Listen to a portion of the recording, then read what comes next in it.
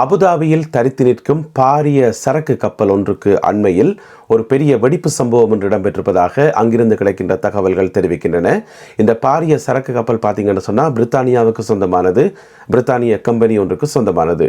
அப்போ இன்றைக்கு காலமாக பார்த்தீங்கன்னு சொன்னால் அதுக்கு பக்கத்திலேயே பிட்டியொரு வெடிச்சத்தம் ஒன்று கேட்டதாகவும், அது மட்டும் இல்லாமல் பாரிய தீப்புழம்புகள் அதிலிருந்து உருவானதாகவும் முதற்கட்டமாக தெரிவிக்கப்படுகிறது. மேலதிக விவரங்கள் வெளியாகல இந்த தகவலை ரெண்டு தரப்பாலையும் உறுதிப்படுத்தப்பட்டிருக்கிறது. அதாவது பிரித்தானியாவினுடைய ராய்ட்டர்ஸ் செய்தி சேவையும் இதனை வெளியிட்டிருக்கிறது.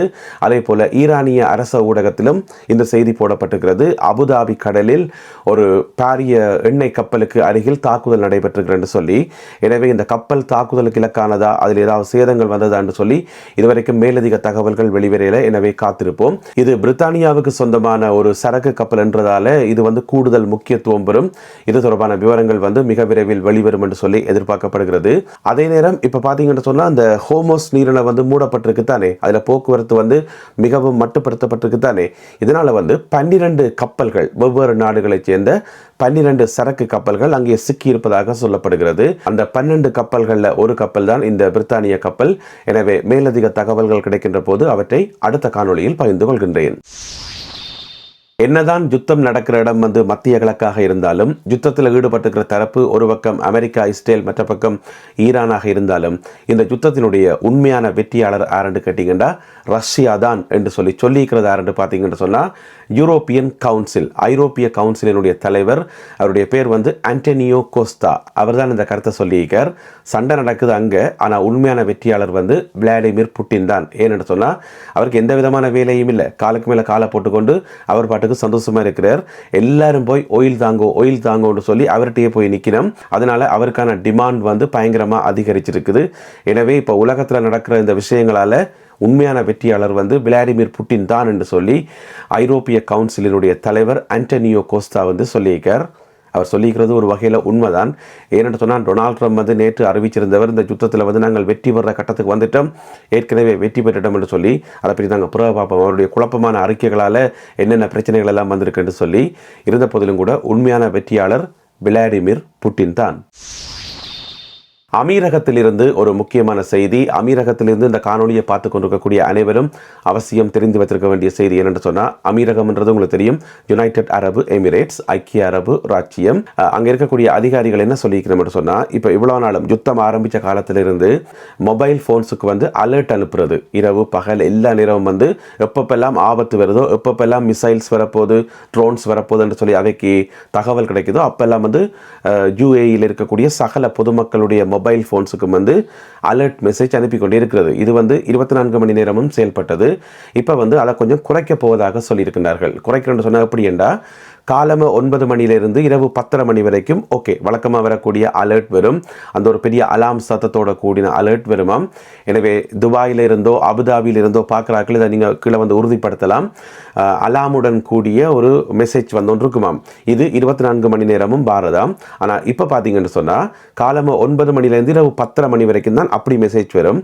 பிறகு இரவு 10:30 மணியிலிருந்து அடுத்த நாள் காலம 9 மணி வரைக்கும் இனி இந்த அலாம் சத்தத்துடன் கூடின மெசேஜ் வராது, தனியாக எஸ்எம்எஸ் மட்டும்தான் வரும் என்று சொல்லி அமீரக அதிகாரிகள் அறிவித்திருக்கின்றார்கள்.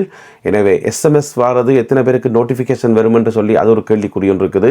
ஏன்னு சொன்னால் இரவு நேரத்தில் நல்ல நித்திரையாக இருக்கும்போது இப்போ அலாம் வந்தால் ஓகே அதை கேட்டு நித்திரையால் எழும்பலாம். ஆனால் எஸ்எம்எஸ் வர சத்தம் எந்த அளவுக்கு சவுண்டாக இருக்கும் என்று தெரியல. இருந்தாலும் ஆல் ஓவர் பொதுமக்களுடைய வாழ்க்கை டிஸ்டர்ப் ஆகக்கூடாது. எந்த நேரமும் அலாம் அடிச்சு அதுவே ஒரு பெரிய ஒரு டிஸ்டர்பன்ஸாக இருக்குது. அதுலேயும் பார்த்தீங்கன்னு சொன்னால் இரவில் அலாம் அடிச்சு பொதுமக்களோட வாழ்க்கை குழம்பு தானே, நித்திர குழம்பு தானே. இப்போ அலாம் அடிக்கிற எல்லா நேரம் கட்டாயம் ட்ரோன்ஸ் வரும் என்று சொல்ல முடியாது, மிசைல்ஸ் வரும் என்று சொல்ல முடியாது. அலாம் வரும், ஆனால் சில வேளை தாக்குதல் நடக்காமல் கூட இருக்கலாம். எனவே இப்படியான விஷயங்களை தவிர்க்கிறதுக்காக இனி எஸ்எம்எஸ் மட்டும் அனுப்பப்படும் இரவு நேரத்தில் என்று சொல்லி அமீரக அதிகாரிகள் முடிவெடுத்திருக்கின்றார்களாம். எனவே அமீரகத்தில் இருக்கக்கூடிய எங்களுடைய உறவுகள் இந்த விஷயத்தை கவனிக்கவும். அமெரிக்க இராணுவத்தினுடைய மத்திய கட்டளை பணியகம் ஒரு தகவல் ஒன்றை வெளியிட்டிருக்கிறார்கள். அதாவது ஈரானினுடைய ஏவுகணை தளங்கள் பலவற்றை தாங்கள் தாக்கி அளித்திருப்பதாக, கடந்த 24 மணி நேரத்தில் ஈரானிய ஏவுதளங்கள் பலவற்றை தாங்கள் தாக்கி அளித்திருப்பதாக சொல்லியிருக்கின்றார்கள். அதாவது நாளுக்கு நாள் ஈரானினுடைய மிசைல்ஸ் ஏவுகின்ற கெப்பாசிட்டி குறைஞ்சு கொண்டே வருது என்று சொல்லி இதில் சொல்லப்பட்டிருக்கிறது. அது மட்டும் இல்லாமல் நிறைய இடங்களில் அந்த ஏவுதளங்கள் ரகசியமாக தான் இருக்குது. எனவே அப்படி இந்த ஏவுகணை தளங்களை ஈரான் ஒழிச்சு வச்சாலுமே கூட அதை நாங்கள் தேடிக்கொண்டுதான் இருப்போம், தேடி தேடி தாக்குவோம் என்று சொல்லி அமெரிக்க இராணுவத்தினுடைய மத்திய கட்டளை பணியகம் அறிவித்திருக்கிறது. எனவே கடந்த 24 மணி நேரத்தில் பெருமளவிலான ஏவுகணை தளங்களை தாங்கள் தாக்கியிருப்பதாக அவர்கள் தகவல் வெளியிட்டுள்ளார்கள். ஈரானிலிருந்து கிடைக்கப்பெற்ற ஒரு துயரமான செய்தி. இந்த யுத்தம் ஆரம்பித்து இன்றைக்கு 11 நாள், இவ்வளோ காலம் பார்த்தீங்கன்னு சொன்னால் 1700க்கும் அதிகமான மக்கள் கொல்லப்பட்டிருப்பதாக ஈரானிய அதிகாரிகள் உறுதிப்படுத்தியிருக்கிறார்கள்.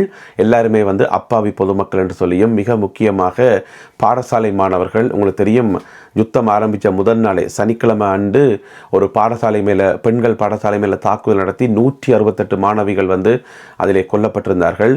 முதல்ல அமெரிக்க ஜனாதிபதி டொனால்ட் ட்ரம்ப் சொன்னவர், இது ஈரானே நடத்திய தாக்குதலாகத்தான் இருக்கணும், இது அமெரிக்காவினுடைய வேலை இல்லை என்று சொல்லி மறுத்திருந்தவர்.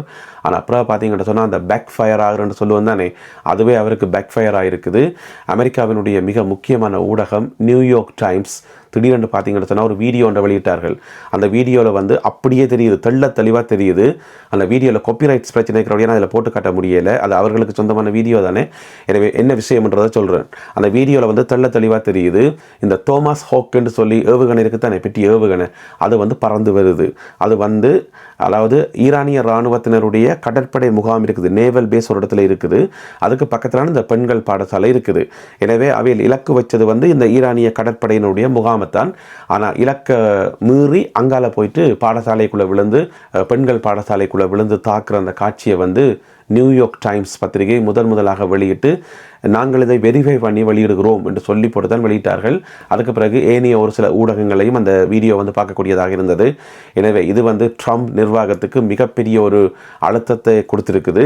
அது மட்டும் இல்லாமல் நேற்று அமெரிக்க ஜனாதிபதி டொனால்ட் ட்ரம்ப் சொல்லியிருக்கிறார், இது சம்பந்தமாக அமெரிக்கா இப்பொழுது விசாரணைகளை மேற்கொண்டு வருது.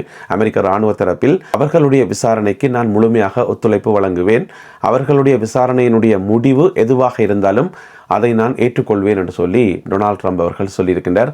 எனவே அவர்களுக்கு நல்ல வடிவாக தெரிஞ்சிருக்குது, இந்த மாணவிகள் கொல்லப்பட்ட அந்த தாக்குதலை நடத்தியது தாங்கள் தான் என்று சொல்லி அதை கட்டங்கட்டமாக ட்ரம்ப் ஒப்புக்கொள்கிறார் என்று சொல்லி அமெரிக்க ஊடகங்களில் செய்தி போடப்பட்டிருக்கிறது. எனவே அந்த மாணவிகள் உட்பட இதுவரைக்கும் 1700 பேர் இதிலே கொல்லப்பட்டுள்ளார்கள். பிரித்தானியாவில் இருந்து 2 கப்பல்கள் மத்திய கிழக்கு நோக்கி அனுப்பி வைக்கப்பட இருப்பதாக தகவல்கள் வெளியாகி இருக்கின்றன.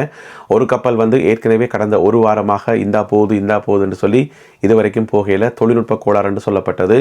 அதுதான் HMS டிராகன் என்று சொல்லப்படுற கப்பல்.